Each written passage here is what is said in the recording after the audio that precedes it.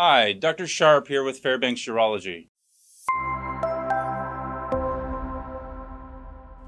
I want to talk to you today about prostate cancer screening and more specifically the 4K score, a new blood test that we can offer for you here at Fairbanks Urology. But I want to talk to you further about how we can be more specific and be more selective, be smarter about our prostate cancer screening. Not everybody needs screening. Most people do.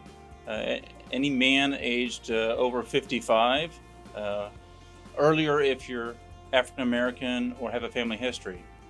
Primary screening is with a PSA. That's a blood test that we would recommend getting annually. If that PSA is elevated, now what do we do is the question.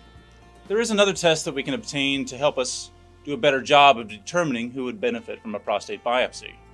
Although a prostate biopsy is an office-based procedure, very well tolerated, very low risks of any complications, we certainly don't want to proceed with a biopsy unless we had to. This 4K score that I would recommend for many patients can help us discern who would be at highest risk for having an underlying significant prostate cancer and who might be able to safely avoid a prostate biopsy. This is a blood test.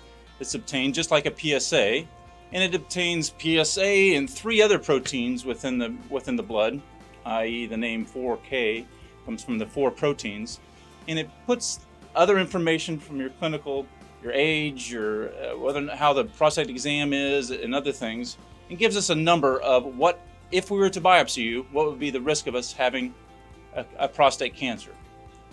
It's also important to know that not all prostate cancers need to be treated.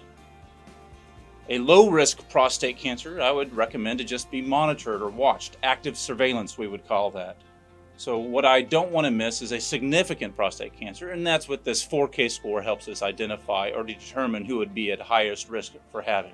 Screening is important for prostate cancer, but it's important to be smart in screening as well.